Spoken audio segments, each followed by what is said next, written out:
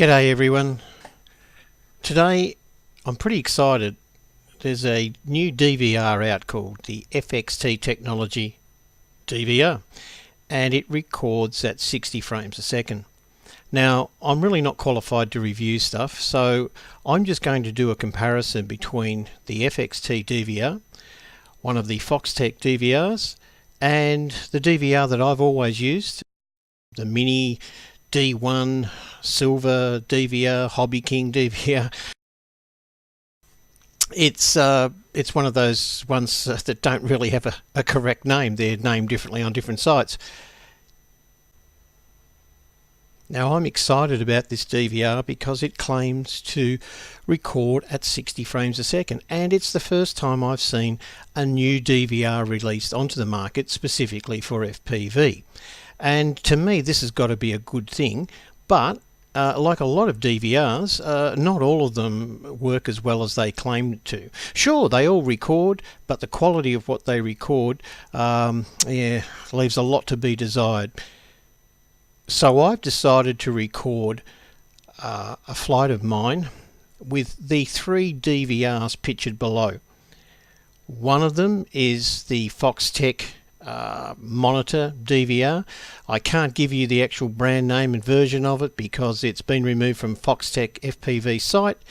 I think they've sold out of them all, and it doesn't have any naming or branding on the case or in the version screen of the DVR itself. So you'll just have to take it that it's a FoxTech DVR. It was reviewed by Bruce from RC Model Reviews some time ago, and he found it to be a rather good DVR, although it did have a problem with sucking power out of the battery even when the unit was turned off.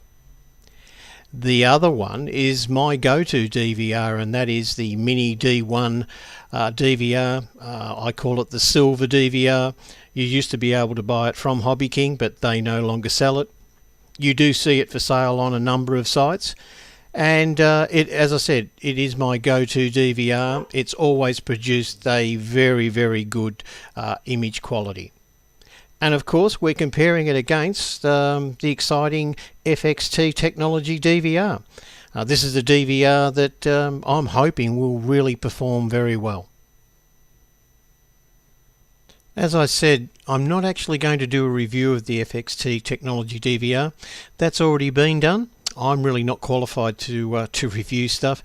I have my advanced amateur radio license, and I've been flying FPV for 9, nearly 10 years now. But I'll leave that to the experts. Andrew Newton has done a review of this, and a few other people have also. A link to Andrew Newton's video review of the FXT DVR is included in the comments below. Now, without any further talk, let's go straight in and have a look at the three DVRs recording the flight. And I've put all three of them on screen together, and I will remove individual clips and then put them back. The layout is as follows. The top left is the Silver or D1 Mini DVR. That is my go-to DVR. The DVR picture in the middle is the FoxTech FPV monitor video, and the bottom right is the FXT Technologies DVR 60 frames per second. Now, this is where I'll go quiet and let you have a look and see which ones you like the best.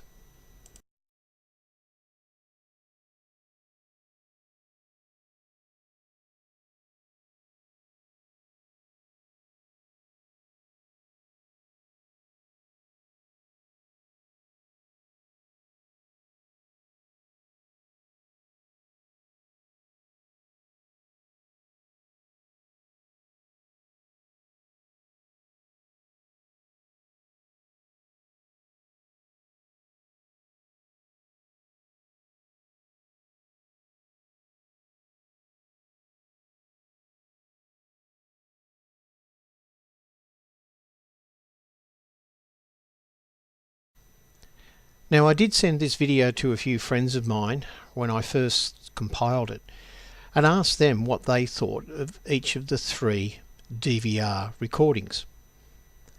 The common answer from all of them were that all 3 were more than acceptable, and I have to agree with that.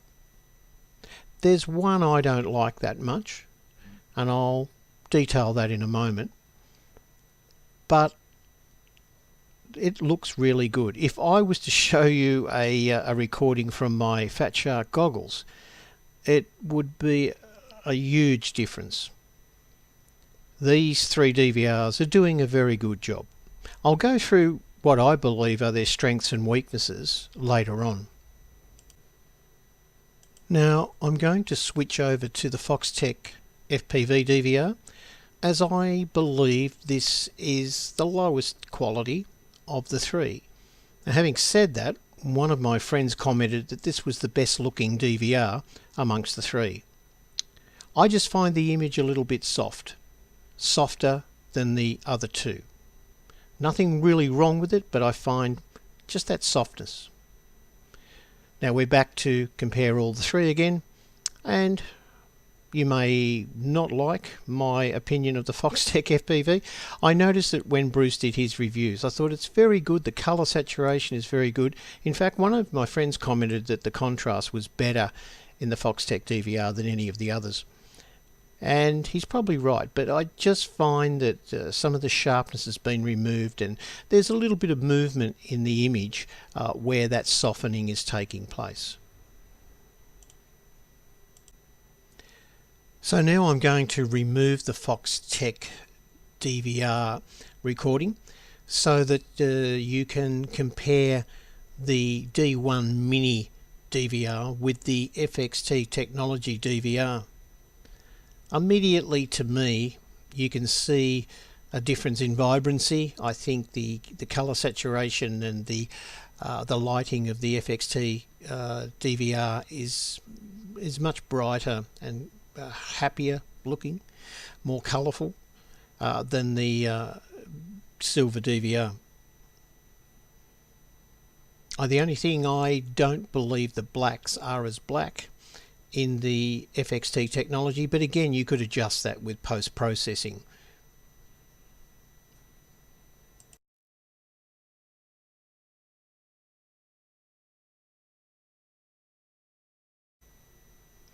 So we're back to displaying all 3. I should point out that the background image is GoPro Hero 7 with the wonderful stabilization, the hyper smooth. It really works well on FPV, and I shot that at 30 frames a second, 4K, although it's been reduced to HD for this video. So we've looked at them all in this video. You can definitely see a difference in the color contrast of the FXT Technology DVR, but I have to say that both are fantastic. I think that the image quality, if you really zoom in and have a look, it's pretty good, and I really couldn't say one is better than the other. At this stage, I just prefer the contrast of the top left, the mini silver DVR. But again, post-processing with just a little bit of more contrast and maybe brightness just dropped a little bit will fix that issue.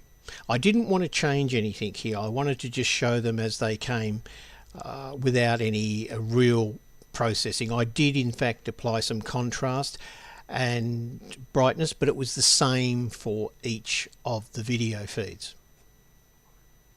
Now what we're going to do now is shift to a completely different day under different conditions, very early in the morning, and I think you'll find that there's quite a difference. There is no FoxTech DVR for this one, just the 2 main contenders in my opinion, the D1 Mini and the FXT.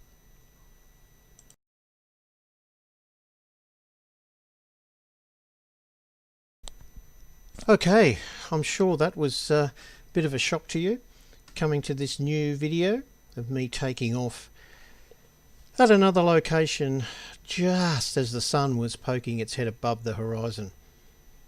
You can see the length of the shadows. And of course at this time of the morning there's always a lot more red in the sunlight, but I thought it showed the difference in the colour of the FXT and the D1 Mini. Now I suppose at first it may look a little bit damning, but it's still really good quality DVR.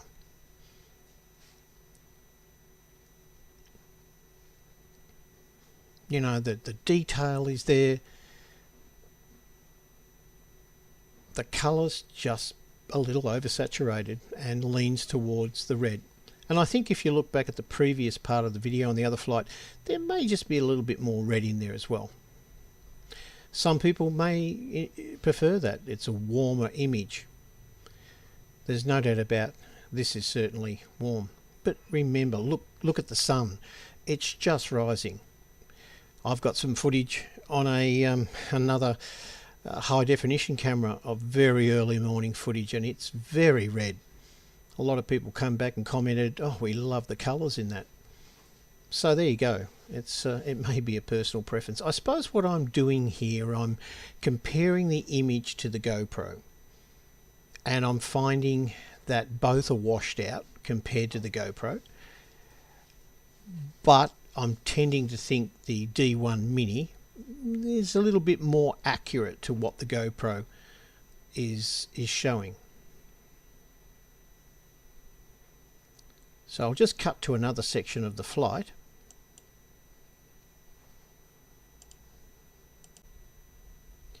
So there you go. That's the second flight under different lighting conditions, and we've got to a point where the sun has risen above the horizon and we are looking down sun, I should say, in these videos. And for the rest of the flight, the DVR's recorded basically the same thing, so there's not much point continuing. It's just making this video too long.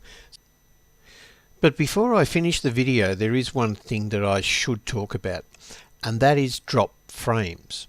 Now I can't go through and analyse every frame that's been dropped and which ones drop more than the others, but for those who have ever tried to sync up a FPV feed with a high definition video will know that there are many frames dropped during the recording process of the DVR, and that shows as a different time sync from the beginning to the end of the video. You sync up the beginning of the video, it's in perfect sync, and as you keep going it just gets further and further out of sync, and at the very end you can just see how far out of sync it is.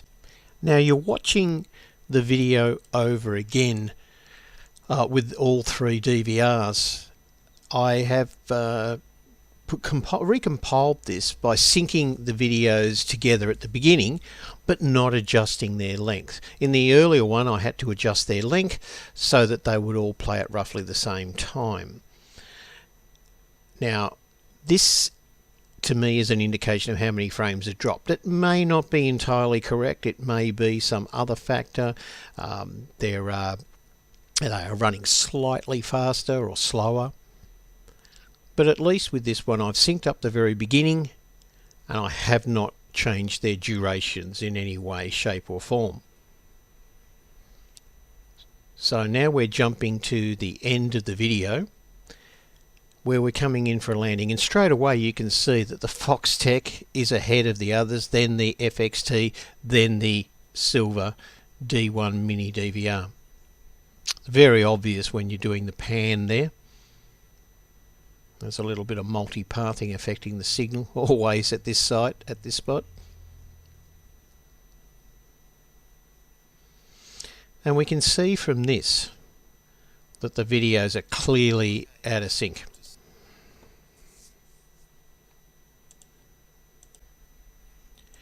Now I'm just going to let them continue to the end. So as the aircraft touches down, oh, maybe that's not a good word for it, sort of semi-crashes into the ground, you can see just how far apart they are from the GoPro. Now the FoxTech DVR unfortunately just stopped recording at a point just ahead, and we could not continue that through to the very end. But you can see it is clearly ahead of everything else. There we go.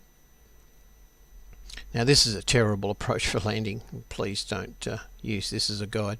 I was too high and I should have gone around, but I wasn't thinking clearly at the time. So here we are coming to approach, and we've got a huge amount of speed, and we're almost at where the cars are. So slight turn right, and you can see the difference in timing there. It was the FXT slightly ahead of the Mini D1.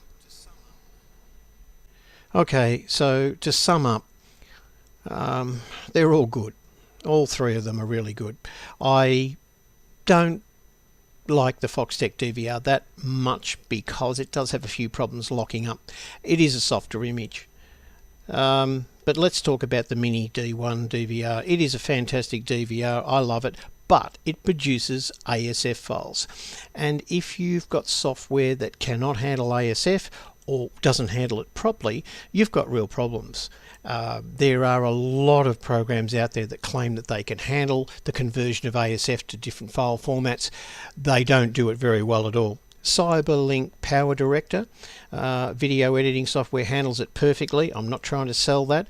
I'm just saying that some Adobe products do very, very well with it, but many well-known conversion programs just convert it into rubbish. So be very, very careful about that. That is the one major factor that I was looking for with this FXT DVR, much better file format.